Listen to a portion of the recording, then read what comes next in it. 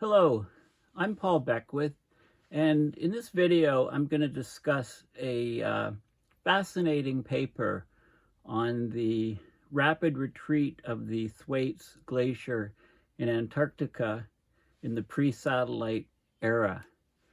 So Thwaites Glacier in Antarctica is one of the fastest moving glaciers there, and it has a huge effect on sea level rise, on present day sea level rise.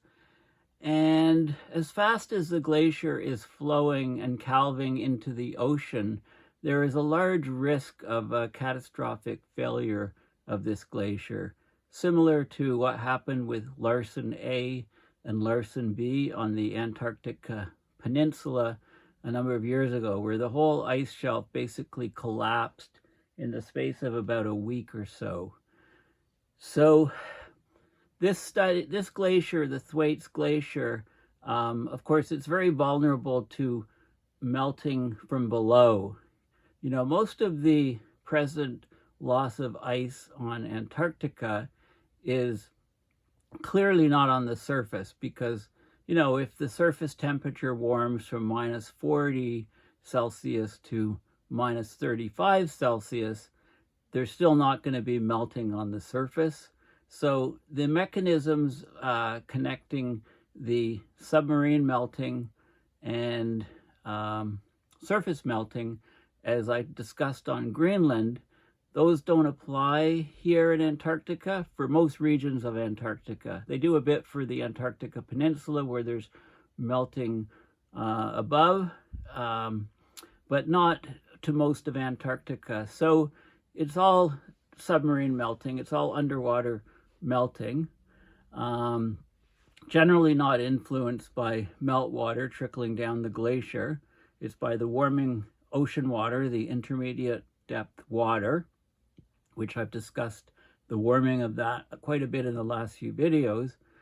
But the Thwaites Glacier, as fast as it's moving right now towards the ocean, you know, and as it moves over the ocean, it creates the ice shelves, which eventually calve off. There were times in the recent past, before satellites were monitoring, where the rate of melting was even faster, double or even triple. The rate of movement of the glacier was faster. And this is because of the nature of the bedrock on the seafloor underneath. So this paper is actually fascinating, this new paper, which is open source. It looks at it figures out a way to find out the rapid retreat, how rapid it was in the pre-satellite era by looking at the details of the ocean floor on previous grounding lines. And it's such an amazing study. There were ridges that were found in the ocean floor that were created on a day-to-day basis by tidal movements of the glacier. So high tide came in, glacier lifted up a little bit at the grounding line, and then low tide came along and the ice settled back down onto the seafloor sediment. So this process actually stamped ridges, small ridges, periodic ridges in the ocean floor, and by counting these ridges and looking at the separation, etc., and knowing that they were, relating them to the tidal flows in that particular part of Antarctica, they could determine the rate of the retreat of the glacier. And, it's just amazing results. And they found out that the glacier did move a lot quicker. So if it jumps off the existing grounding lines, which it will do eventually because of the retrograde slope, retrograde meaning that as you move away from the coast, as you move more inland, the water actually gets deeper. Okay, it actually goes down to a couple kilometers depth from the present about 800 meters at a typical depth of the grounding line, the existing grounding line. So this is crucial information, and we can expect that the flow of the Thwaites Glacier will rapidly increase at some point in the near-term future. and that will greatly accelerate sea level rise. So let's get into the details of this paper.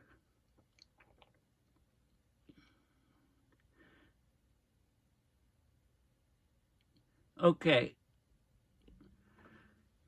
and if you could open more windows than I have open, then you should win a prize, because I've got a ridiculous number open, you know, as you can see at the top here.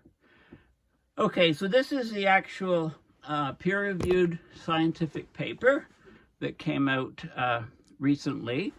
And before I get into the details of the paper, I'll step back a little bit and go to this article from Science Norway.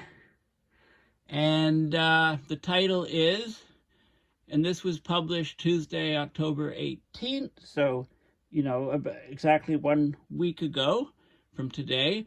You know, what's happening with the Doomsday Glacier in Antarctica? It's been coined the Doomsday Glacier, the Thwaites Glacier, by an article in, I believe, the Rolling Stone magazine. The Thwaites Glacier is a wild card when it comes to sea level rise, researchers say.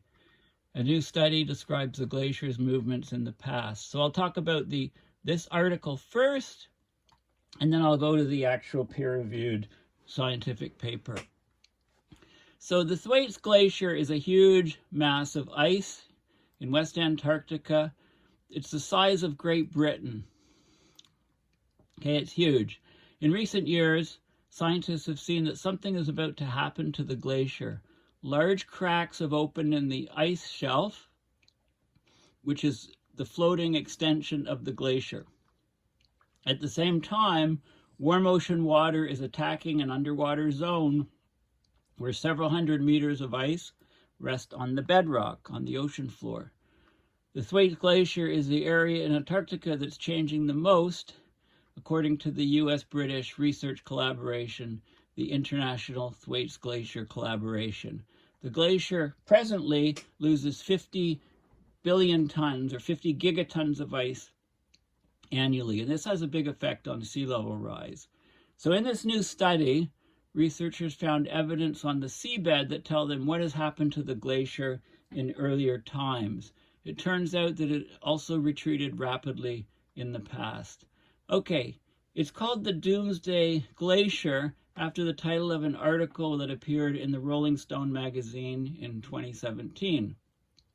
The nickname comes from the fact that if the glacier collapses, it will raise the sea level by a considerable amount. If the entire Thwaites Glacier melts, that alone will raise the sea level by 65 centimeters, or about 2 feet. This could destabilize the ice in the rest of West Antarctica, which could, if West Antarctica went, that would be up to 3.3 meters of sea level rise. And if the inland parts of West Antarctica went, it's more like 5 meters of sea level rise, just from that part alone. If that happens, of course, the world's coastlines will be changed radically. Many coastal cities will be in great trouble and will have no choice but to retreat from the coastline. Ice loss from the glacier may accelerate within a few decades, but a possible collapse of the glacier and the surrounding ice would take much longer, according to this article from Ceres that was published by the international team that is studying the glacier. Okay, so scientists don't use the term Doomsday Glacier because it sends a message that this disaster will happen suddenly and is inevitable, which is not the case, they say. Nevertheless, scientists are trying to learn more about how the glacier will change in the future, how it's changing now, and how much it will contribute to sea level rise in the future. So here's Antarctica. This is this is West Antarctica. There's a kind of a ridge here. This whole area is West Antarctica. This is the Antarctic Peninsula, and it's over in this region here. The red rectangle shows the location of it. Now, right now, the Thwaites Glacier accounts for 4% of all annual sea level rise. This contribution may increase in the future. I've said the rate can double quite quickly on Thwaites. It has been faster in the past, so that would jump it up to about 8%, just that alone. Thwaites is one of the big wild cards when it comes to sea level rise in the future. Most of the bedrock in West Antarctica lies below sea level. The ice sheet rests on what was once the sea floor, according to an article in The Conversation. This is a great, Google The Conversation. It's a great source of news. It's an Australian publication. The bedrock on which Thwaites is located is also below sea level. Ice that is several hundred meters thick meets seawater where the glacier flows into the Amundsen Sea. The ice in Antarctica is not completely fixed and stagnant. It's quite plastic. It's amorphous. It flows. It's like sort of like glass, which flows over time. As with mountain glaciers, glacial ice slowly creeps downwards from the highest zones and towards the coast. So it flows from the inland Greenland, inland Antarctica towards all the coastlines. You have snow that falls on it in the winter and remains. In the summer, some of it melts away. The snow piles up into glaciers and turns into more ice. Down at the coast, icebergs calve off where the glacier meets the sea. The glacier also melts or is melted from the underside by seawater, which carries heat with it.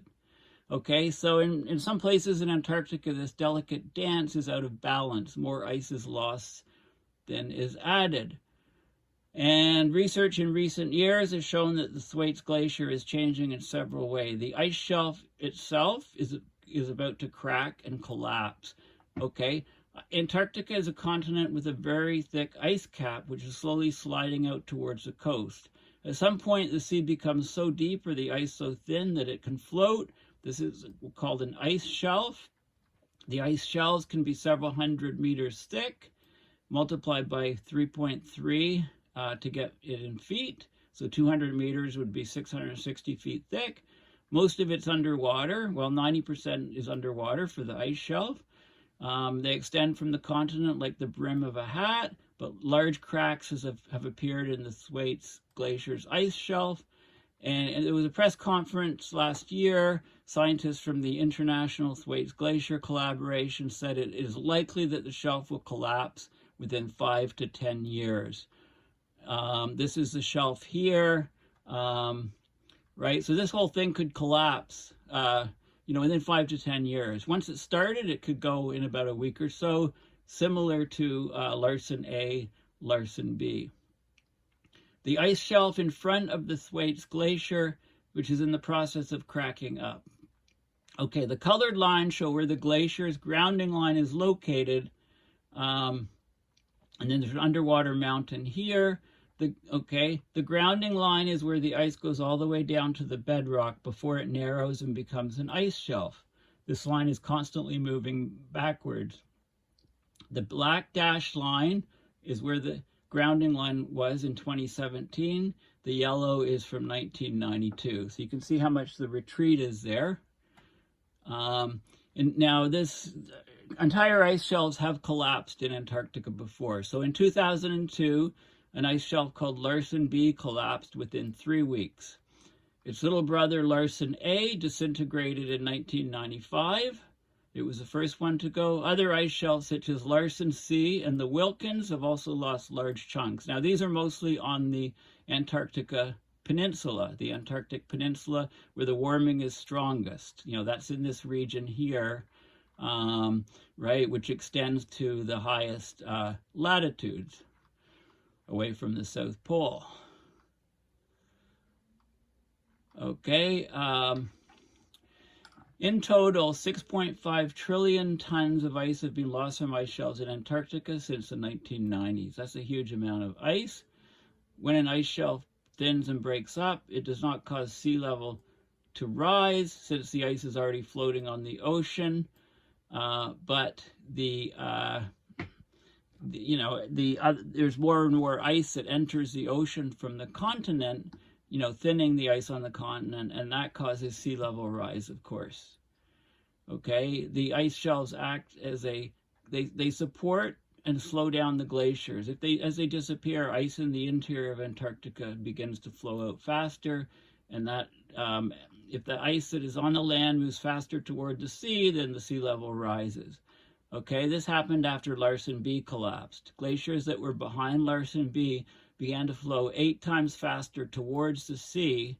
So when the ice shelf broke up, these glaciers all moved faster. So it's like taking the cork out of a bottle. So here's the ice sheet, thinning at the margins, grounded on the seafloor, grinds up the rock gets embedded in the ice. You know, when it's eventually pushed out here, and there's calving, that embedded rock, as the iceberg moves across the ocean, drops onto the ocean floor. That's the ice rafted debris and the Heinrich event things, which I talked about a few videos ago. This is the grounding line here. So there's melting, the ocean water. So the melting point of the ice is, of course, 0 degrees. So it's melting here. But the ice, this is flowing so quickly that there's crevices here transverse to the flow, and these are weakening the ice shelf. You know, there's calving at the end here, calved icebergs, think Titanic type icebergs. Sea ice formation is different. That's the seawater freezing to form the ice. It's a lot thinner, just a few meters thick typically. The warm circumpolar deep water flows under the ice shelf, melts. The colder water comes up this way. You know, when it melts the water here, you know, it's melting the fresh water. Fresh water, it's lighter than the salty water, so it floats up this way. Okay, so you get this sort of thing. Water penetrates under the foot of the glacier. The point where the ice is in contact with the bedrock, of course, is the grounding line. That's the last point. The water carries heat in, flows under the ice shelf, eats away the glacier from below.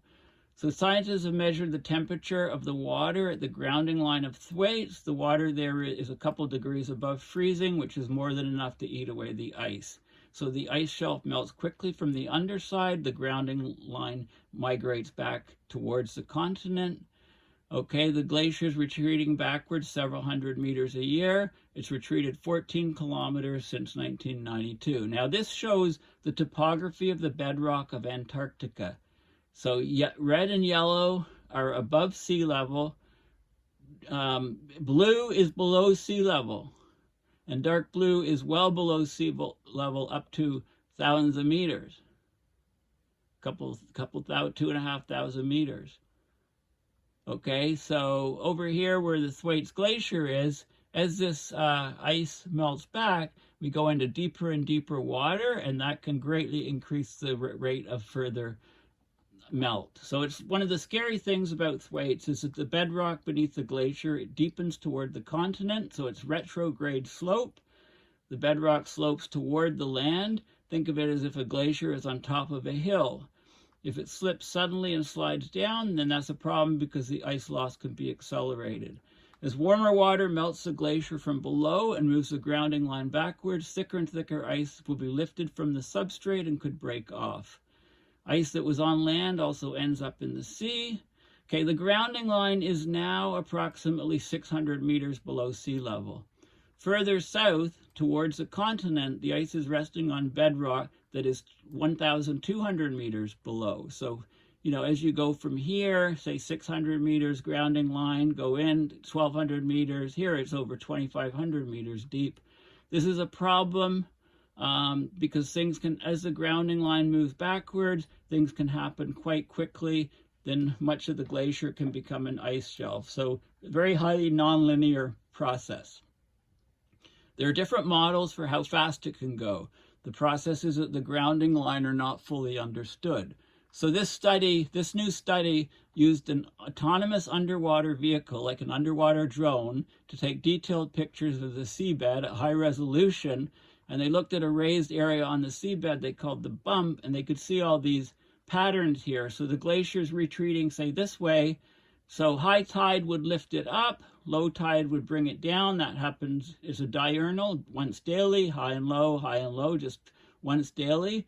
These grooves were about 20 centimeters high and spaced 7 meters apart. So they showed how much the glacier actually moved in the day, you know, the 7 meters a day. This pattern matched the tides. The grooves were made from the former grounding line when the former grounding line receded and at the same time bobbed up and down daily with the tide. Each time the glacier was lifted by the tide and receded, it made a small bump on the bottom. They were larger when there was a spring tide, higher tide. Then the researchers can see exactly how the grounding line moved backwards day by day. And they also saw that once every 200 years, the glacier would retreat faster. It retreated at a rate of 2.1 kilometers per year over a period of less than 6 months. That's twice as quickly as today. So this is a very exciting study, very interesting, super important data that helps us understand the processes about how quickly glaciers can retreat. So let me go to the details of the paper. First of all, go on Google Images, Google Images, go to Antarctica, pick out a map. Here's a decent map of East Antarctica, West Antarctica, the different ice shelves, so you can get your bearings as to where you are. We're over in this region for Thwaites Glacier. Google Earth, you can just search for Thwaites Glacier. Here we are over here. And, you can zoom in and get lots more information on it. I mean, it's like a finger here. You can see it looks like there's been lots of calving going on here already. Lots of breakup of the ice here anyway. I mean, it looks like it's already broken off in this picture. So here's the paper. Okay, so here's the paper. Open source, rapid retreat of Thwaites Glacier in the pre-satellite era. So understanding the recent history of Thwaites Glacier and the processes controlling its ongoing retreat are key to projecting the Antarctic contributions to future sea level rise. Of particular concern is how the glacier grounding zone might evolve over coming decades where it is stabilized by seafloor bathymetric highs. Okay, so they used data from an autonomous underwater vehicle deployed at the Thwaites Glacier ice front to document the ocean floor imprint of past retreat from a seabed promontory. They show patterns of backstepping sedimentary ridges that are formed daily by a mechanism of tidal lifting and settling at the grounding line at a time when Thwaites Glacier was more advanced than it is today. Over a duration of 5.5 months, the grounding line retreated over 2.1 kilometers per year. That's at least twice the rate observed by satellites at the fastest retreating part of the grounding zone between 2011 and 2019. So there were sustained pulses of rapid retreat in the past 2 centuries.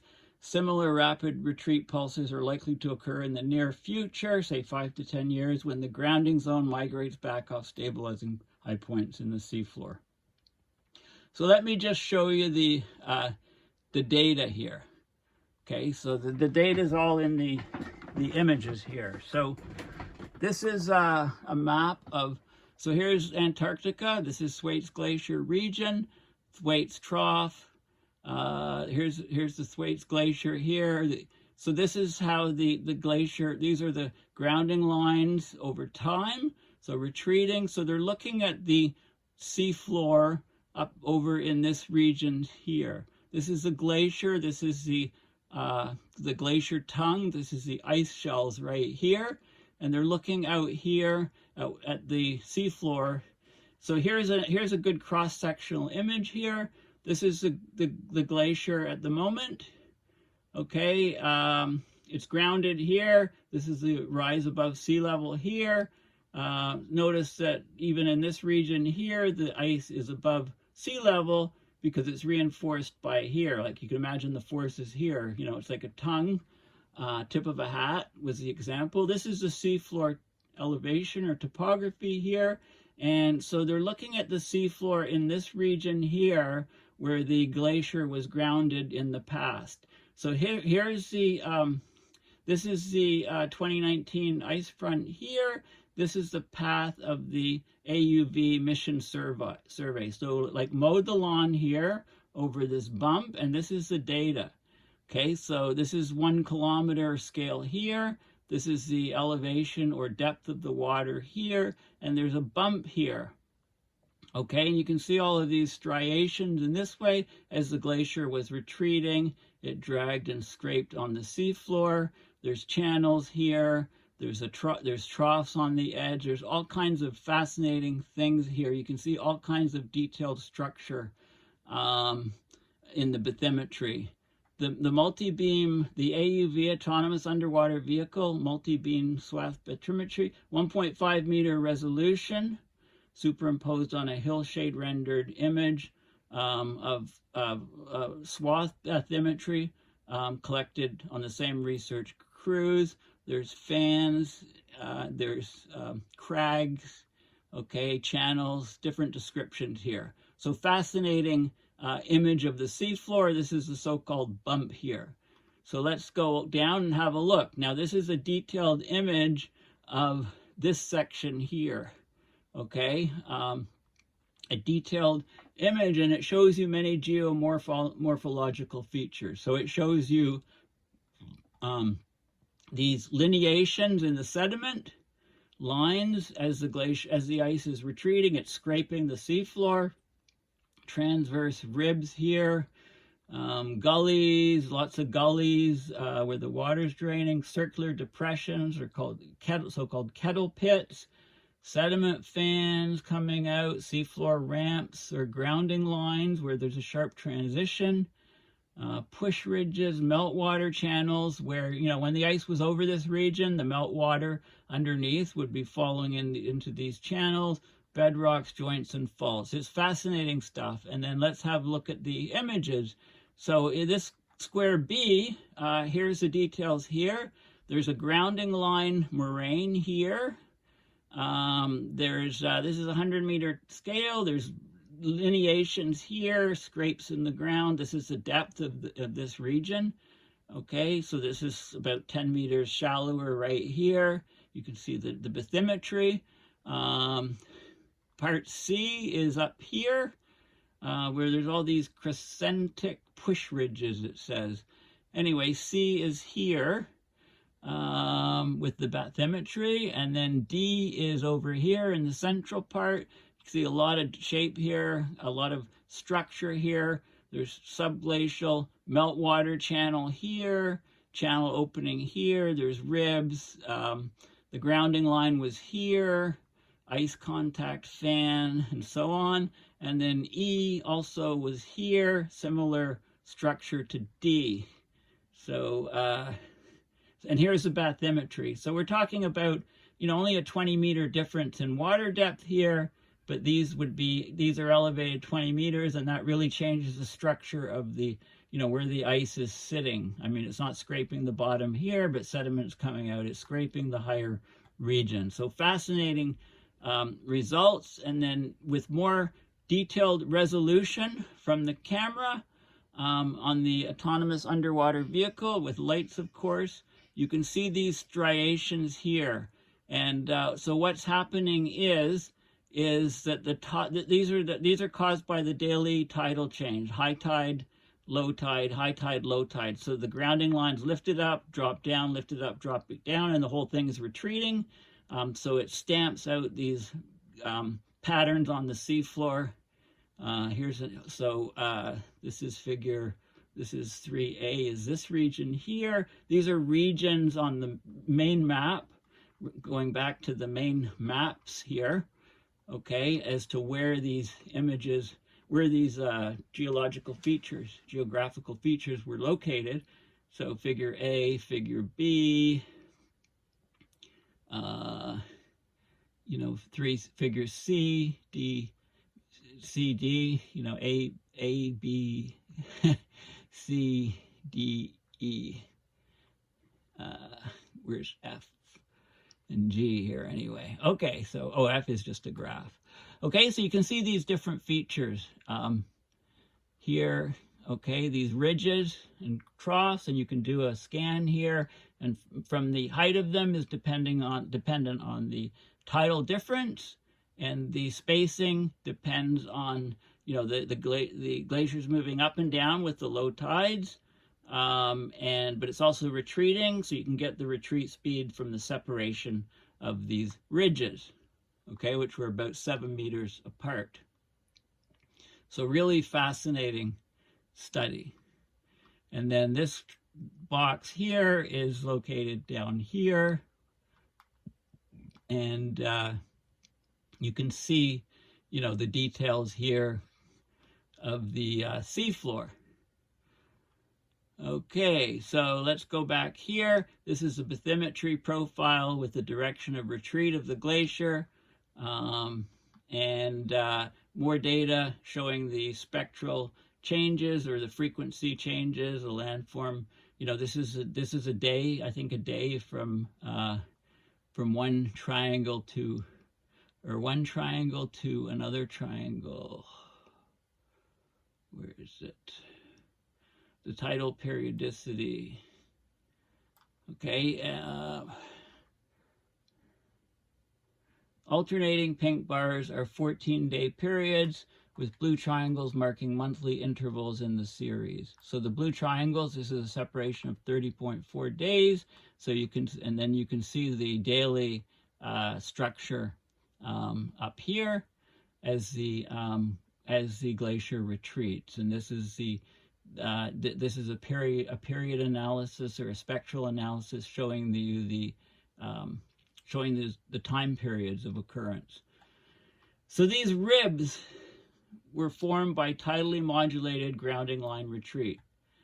Forming in series, one per day, the ribs could relate either to the forward motion by grounded ice or to its inland migration, tidal flexure, and fast, steady retreat of the grounding line, first lifting during high water, then settling on the seabed during low tide, can best explain the unusual rib features. And this is an example. This image sort of shows how it's happening. So low water, the ice is sitting on the bedrock. You get this sediment building up here, and then high water as the tide comes in. High water, it lifts the glacier up. This is at the grounding line, so water can come in over here, and there's enhanced melting. And then when the tide goes to low tide again, this thing comes down, but it's retreated. The separation between these peaks is about 1 to 10 meters, so that's the retreat in the day.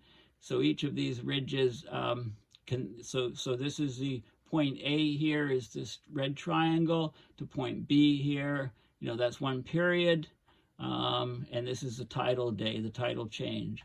So basically, you can find out how quickly the glacier was moving in the past, and it basically, by measuring the change between the ridges, the average spacing increased from 5.8 meters to 6.3 meters, and you can look at a retreat rate. This was an 8% increase of time.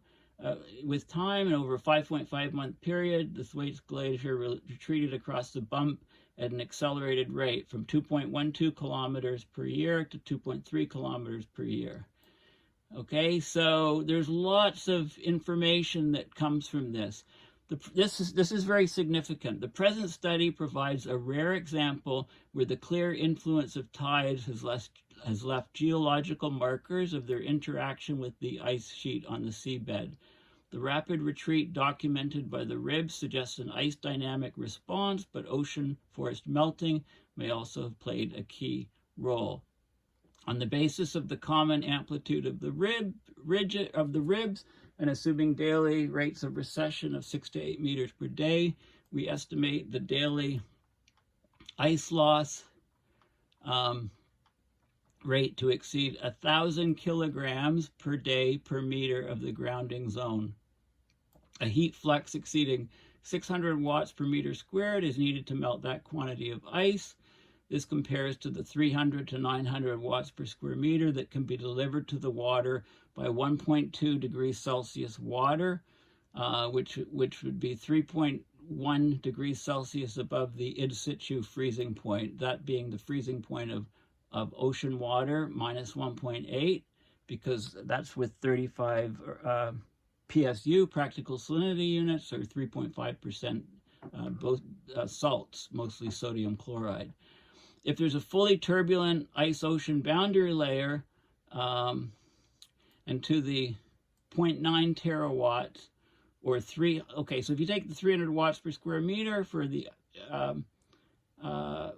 ice shelf, and that's per meter of grounding zone with an area of 3,000 square kilometers, you can figure out 0.9 terawatts was delivered to melt the ice. Okay, and the grounding line migration ranged from about 4 meters per day during neap tides to 8 meters per day during spring tides. Okay, so there was variation. The ribs were not found everywhere. We suggest that low angle bed and ice slopes, low gradients in height above buoyancy, are essential for the ribs to form, and so on. Anyway, you get a pure signal. Like, it's a fascinating study. The average spacing of the ribs, you could figure out that the retreat, the rate of retreat from the bump was double the average estimated for the period 1996 to 2009, about 3 times faster than a location immediately inland of the bump between 2011 and 2017.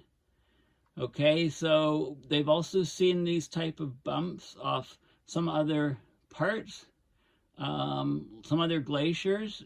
So they went and did it at the Thwaites. And basically, this has a lot of implications to allowing us to try to determine how quickly these things are going to melt. So what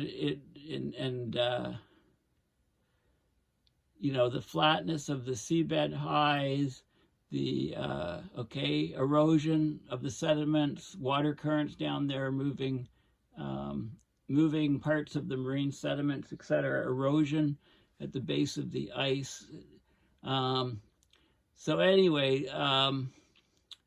there's a lot of, so basically this landform evidence showing rapid retreat from a seabed ridge adjacent to the ice shelf suggests that major changes in flow dynamics could be initiated within months should the grounding line start to detach from high points in the sub-ice landscape.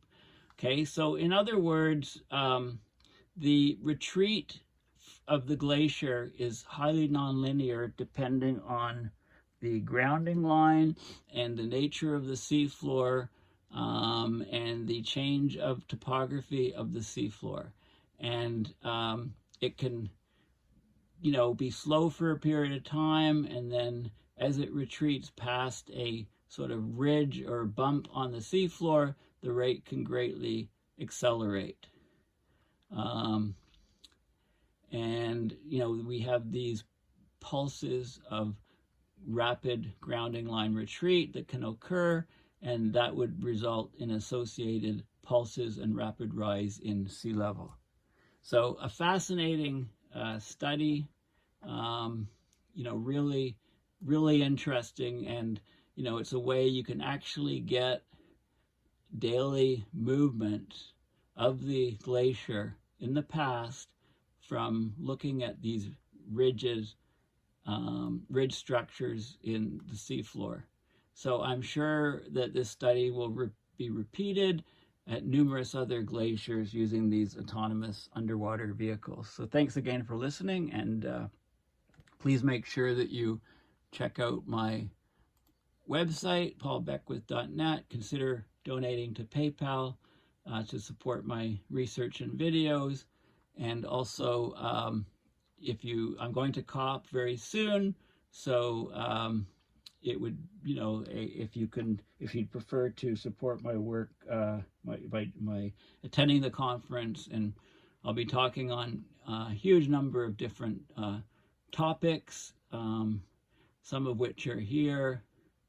I'll be recording videos daily, I'm hoping, and generating lots and lots of stuff, meeting lots of people, trying to get climate change on the, trying to impress the urgency of abrupt climate system change on policymakers at the conference. So thanks again for listening, and I'll chat soon.